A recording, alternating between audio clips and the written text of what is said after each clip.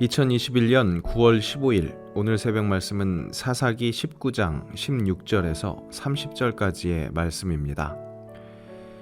저녁 때에 한 노인이 밭에서 일하다가 돌아오니 그 사람은 본래 에브라임 산지 사람으로서 기브아에 거류하는 자요 그곳 사람들은 베냐민 자손이더라.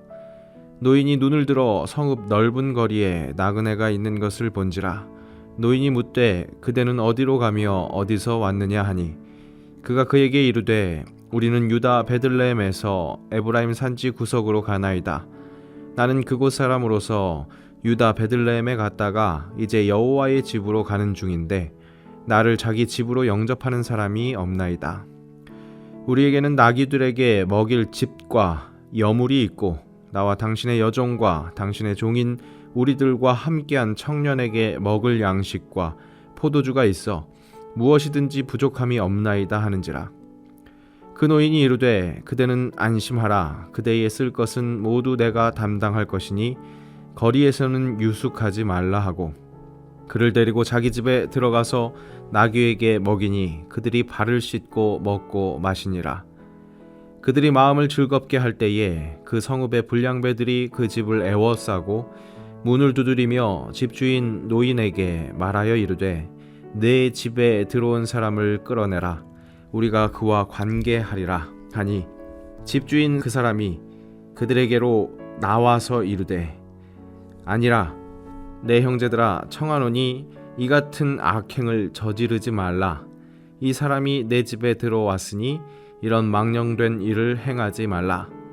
보라 여기 내 처녀 딸과 이 사람의 첩이 있은즉 내가 그들을 끌어내리니 너희가 그들을 욕보이든지 너희 눈에 좋은 대로 행하되 오직 이 사람에게는 이런 망령된 일을 행하지 말라 하나 우리가 듣지 아니하므로 그 사람이 자기 첩을 붙잡아 그들에게 밖으로 끌어내매 그들이 그 여자와 관계하였고 밤새도록 그 여자를 능욕하다가 새벽 미명에 놓은지라.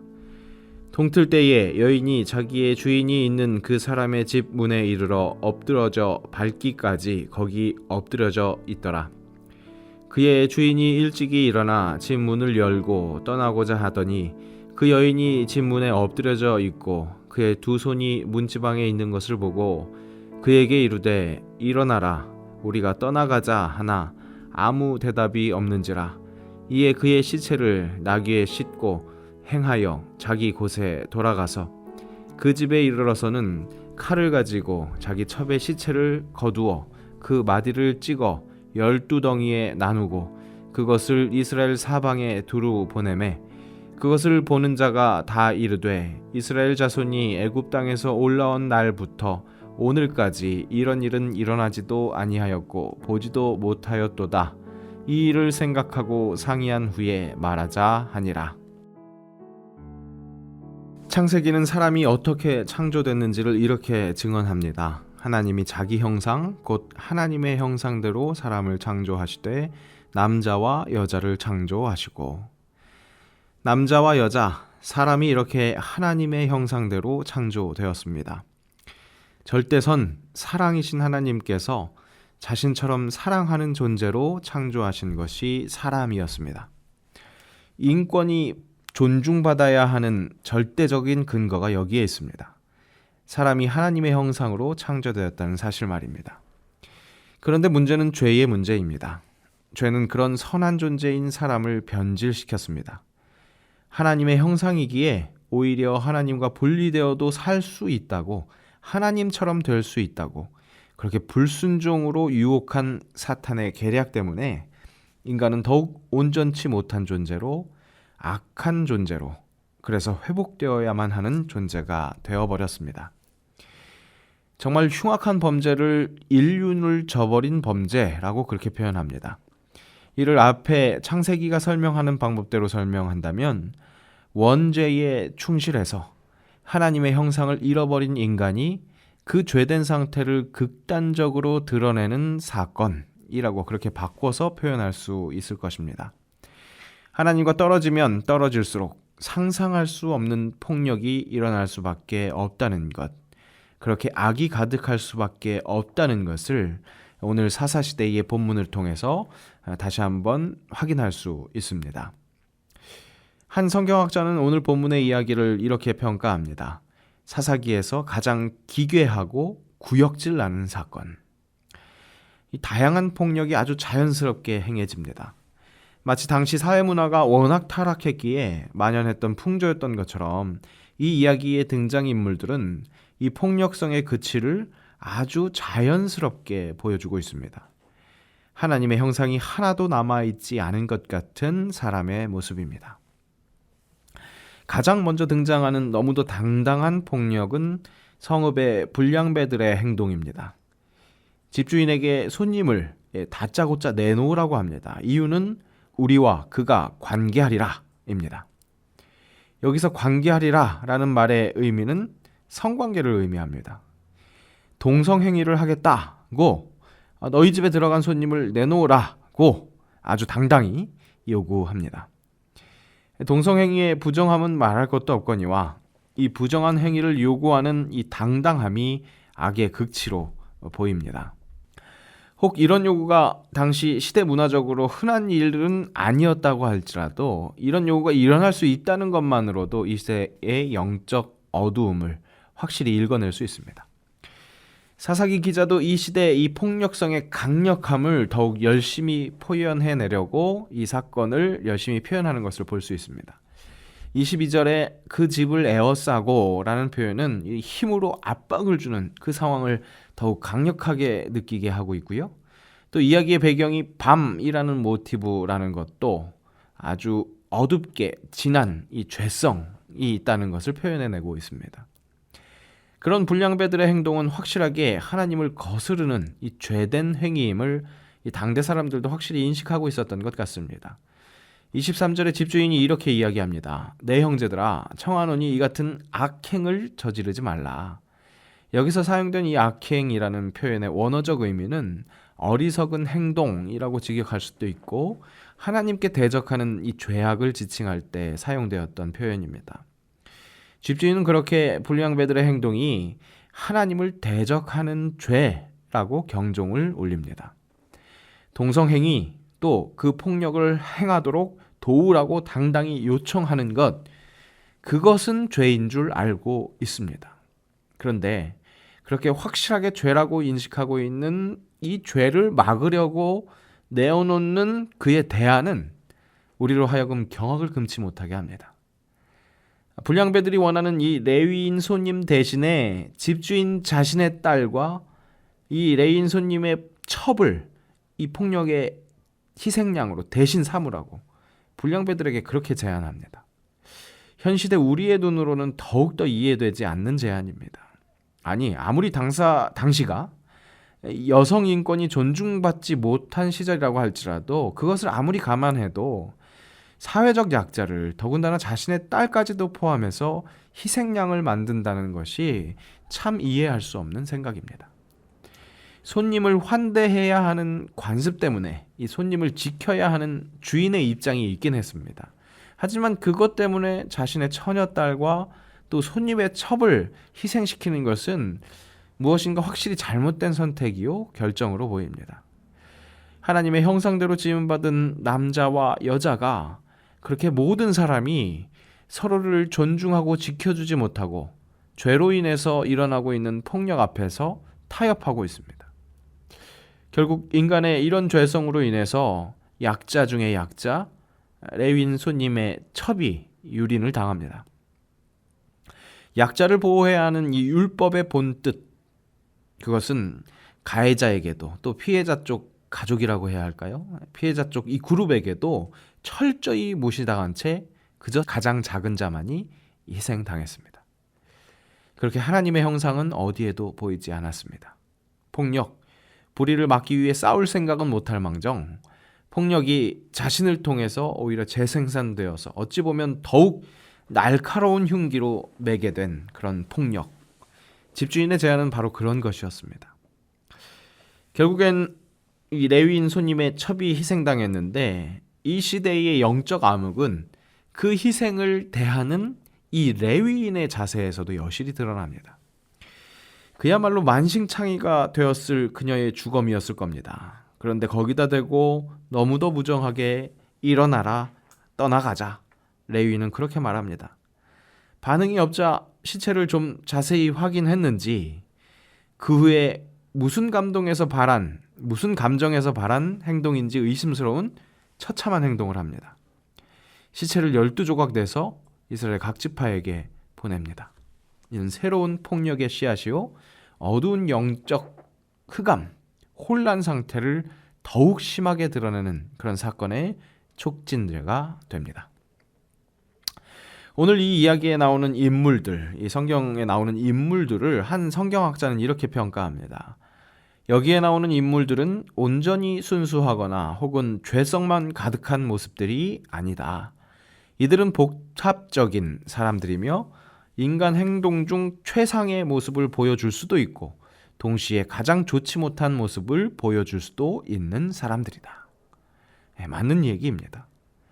제3자적 입장으로 등장인물 모두를 그냥 너무 막하기만 한 사람들로 볼 수도 있지만 결코 죄성만 가득한 사람들이 아니라 복합적인 사람들, 이럴 수도 있고 저럴 수도 있는 정말 전형적인 인간입니다.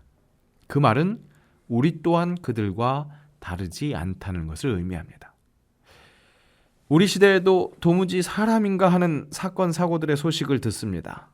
오늘 본문의 사건과 같은 인륜이 무너진 원죄가 극단적으로 드러나는 그런 사건들 말입니다. 듣는 것만으로도 거북합니다.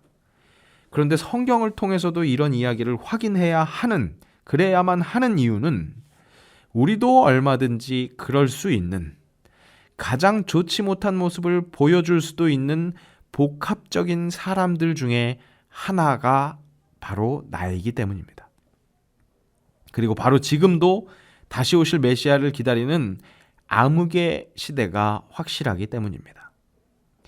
보라, 어둠이 땅을 덮을 것이며 캄캄함이 만민을 가리려니와 오직 여호와께서 내 위에 임하실 것이며 그의 영광이 내 위에 나타나리니. 죄에서 구원하신 그리스도 예수의 은혜가 없다면 우리에게 소망 없는, 그냥 폭력만 가득한 땅을 덮은 어둠, 이 캄캄함 속에서 허우적될 수밖에 없습니다. 회복하게 하시는 하나님의 은혜, 빛 되신 예수 그리스도가 임하시지 않으면 우리 안에 악만 성장합니다. 십자가를 계속 묵상하지 않으면 우리도 크고 가깝게 보이는 죄에만 민감하게 되고 하나님의 본뜻을 무시하는 더욱 어마무시한 죄를 저지를 수 있다는 것을 명심해야 합니다. 이미 우리의 상식이 많이 더러워져 있다는 것, 하나님과 멀어져 있다는 것을 인정해야 합니다. 상식선에서 적당하게 신앙생활하는 것이 아니라 예수님의 가르침을 기준 삼아서 구원받은 백성답게 완전히 돌아서려고 발버둥치며 기도하는 그런 삶이 필요하다는 것을 명심해야겠습니다. 함께 기도하겠습니다. 가늠한 여인을 정죄하는 사람들에게 죄 없는 자가 돌로 치라고 말씀하셨던 예수님의 말씀을 기억합니다. 정죄하는 데에 조심해야 함으로도 기억하지만 오늘 말씀을 통해서 내가 얼마나 큰 죄인인지 다시 한번 돌아보게 하시니 감사합니다. 어둠이 땅을 덮은 캄캄함이 만민을 가리운 시대입니다. 여호와께서 임하시지 않으면, 그의 영광이 우리 위에 나타나시지 않으면 소망 없음을 고백합니다. 주님, 우리를 온전히 지배하여 주셔서 모든 죄에 민감하게 하시고 사랑이신 하나님의 본뜻, 우리의 원래 형상을 온전히 추구할 수 있도록 우리를 인도하여 주옵소서. 폭력에 맥없이 항복하지도 또 폭력에 폭력으로 대항하지도 말고 오직 예수 그리스도의 방법으로 사랑으로 대항하게 하옵소서. 그럴 만한 지혜와 능력, 용기를 허락하여 주옵소서. 예수님의 이름으로 기도합니다. 아멘.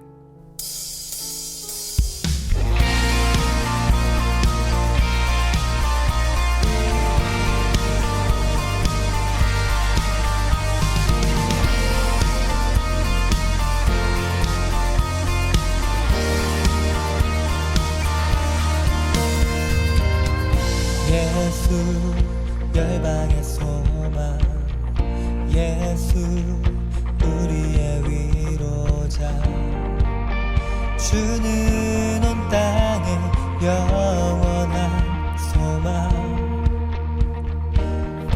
예수 어둠 속의 빛 예수 변함없는 진리 주는 온 땅에 빛이 되시네 우리 위해 죽으시고 다시 사신 생명의 주 우리 위해 죽으시고 다시 사신 생명의 주 주님만이 소망이요 변함없는 반석이라 주님만이 온 세상을 비추시네 또 죽음에서 부활하신 우리 구주 영광의 왕 주를 믿는 모든 자의 소망 되신 주를 믿네 아멘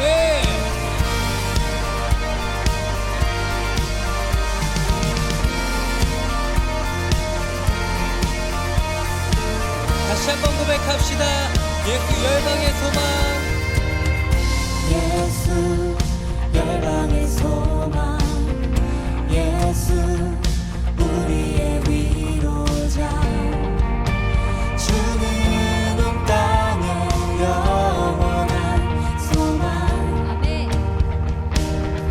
예수 어둠 속의 빛 예수 변함없는 진리 주는 온 땅에 빛이 되시네 우리 위해 죽으시고 다시 사신 생명의 주 우리 위해 죽으시고 다시 사신 생명의 주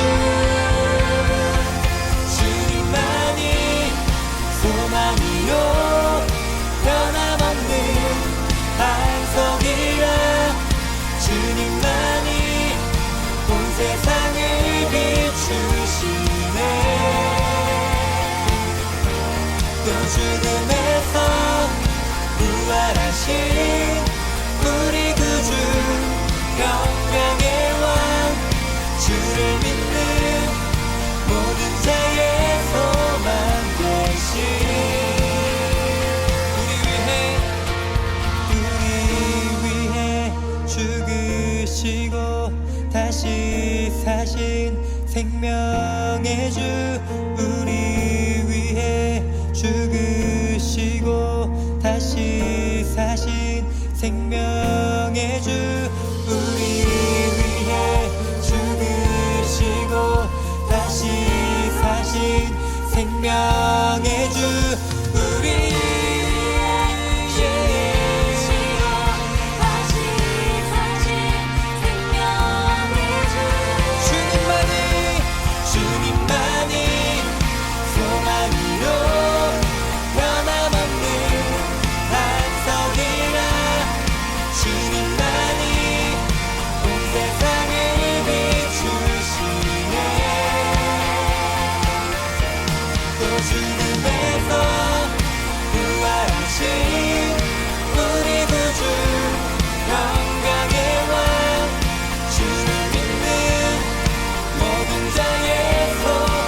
한번 고백합시다